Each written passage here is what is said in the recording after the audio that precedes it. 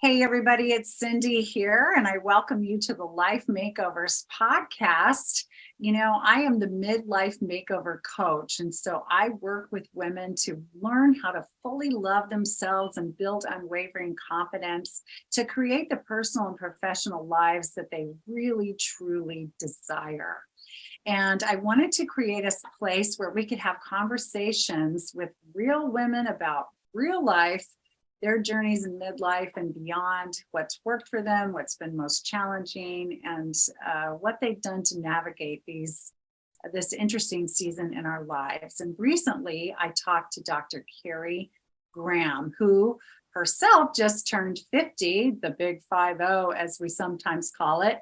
And so I welcomed her into the 50 Club, and we had a great conversation. So she was talking about some of the goodies that she anticipates in the 50s. One of them being for us to remember that, we've lived many years. And so now we know better. And when we know better, we can do better and hopefully step into greater confidence in navigating our lives because of all this life experience that we've had.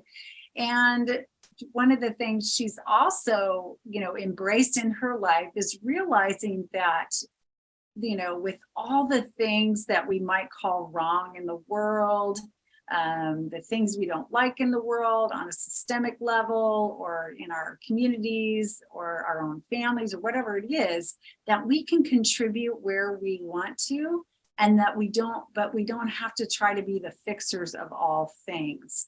We talked about what a burden that is to live our lives as women, thinking that we have to serve everyone, we have to take care of everything, that if there's something we can do, that means we must do it. And so really she talked a lot about not being afraid to be our authentic selves and only participate in those things that we really feel inspired to be a part of. And then we talked a ton about learning to let go and the importance of this, anywhere from, decluttering a messy desk and letting go of what's not needed there, to honoring the seasons we have in jobs, perhaps, or involvement with organizations, belief systems we carry, relationships we're in, anything like that. I'm really respecting when something has gone its full course in our lives and we're getting signals that we need to be done, or it's past due to let this go, or it's no longer serving, but instead that it's become a draining, unhealthy experience. And to really, really honor that process, to learn the lessons from where we've stayed and what we've experienced and hold on to those, keep those, but yet free ourselves of those relationships, those commitments, those obligations, those responsibilities, whatever, and open ourselves up to the new and what could be possible now. And she talked about the word, quitter as always having such a negative connotation to it. But we had a long discussion about how maybe quitters are the most honest people around, because they're walking away for whatever reason from something or someone or a situation, because they know they're believing what they're seeing, that it's time to go.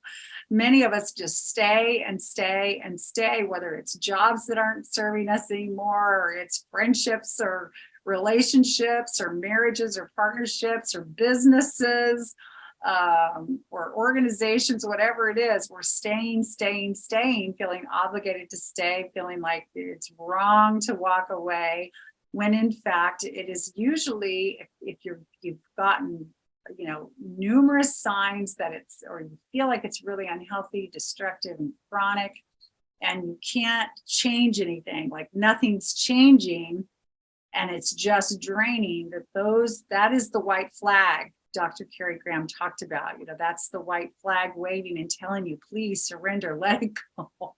There's something better for you and for that situation you're involved in. There's something better than what your involvement does to serve it. So that was a great question. And I loved her metaphor she shared about, if you have a piece of broken glass, you cannot fix it. Like you can glue it together, you can try to tape it together, you can do all things to attempt to bring it back together in its original form, but it isn't going to happen. It just can't be fixed. And so sometimes out there in our lives, situations cannot be fixed.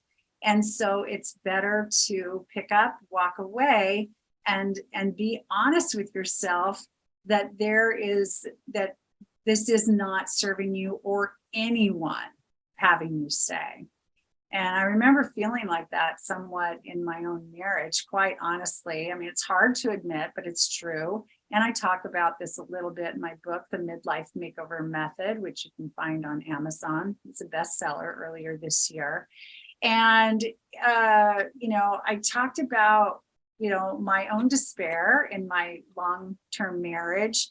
And then also, knowing that I wasn't able to properly love my husband anymore, all the destructive aspects of our relationship for me, the unhealthy patterns, the dynamics between us, I really was not able to love and respect him as my husband like I intended to and like I had for so many years. And so I wasn't serving the marriage by pushing to try to make it different or asking him to be who he wasn't, or spiraling down in my own life. That was not serving the health of my marriage either.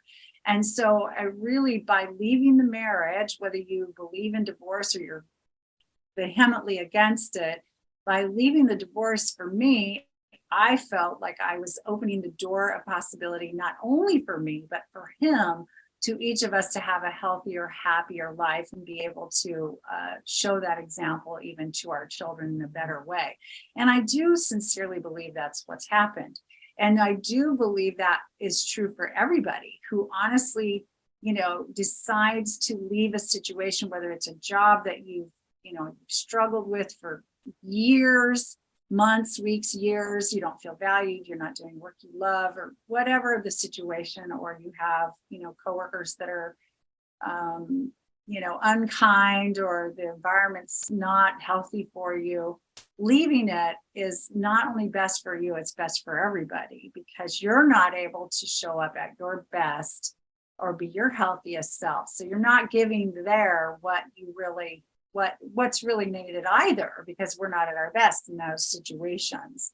And so that was a really great conversation. And she likes to approach life as more of an adventure and trying new things, and then letting herself change her mind about things if she goes down a path and that turns out not to be what she thought or expected, and so forth. And then we moved into a conversation about body love, which I know is a hot topic for women in midlife. I hear it every day of my life from women. They're hating themselves for being overweight, or they're frustrated because they can't get a good night's sleep, or they're dealing with chronic pain issues and just cannot find relief, and they're slowing down, or they're aging too fast, or whatever it is, there seems to be a lot of conflict between ourselves and our body. And so one of my goals and intentions for this year is to step 100% into body love, because although I love my body very much and appreciate what it does for me, just like Carrie Graham said about her own body, I also have some conflicts with my body, and I want the war to be over. I want to end the war and be 100% at peace. So please join me, won't you? Let's help each other really embrace who we are, what we look like, and what's working well and what maybe is frustrating, and get into a flow with our bodies and respect and honor our bodies, and do what we can to support our bodies into being the best body it can be, all the while we know inside there's something far more important about us, our personality, our soul, our spirit, whatever you want to call it, that's far more important in this life than even the vehicle that is our body. So Wow. Please, if you're interested in further conversation with Carrie, go to drcarriegraham.com, reach out to her. And if I can do anything to serve you, please go to cindydwhitmer.com.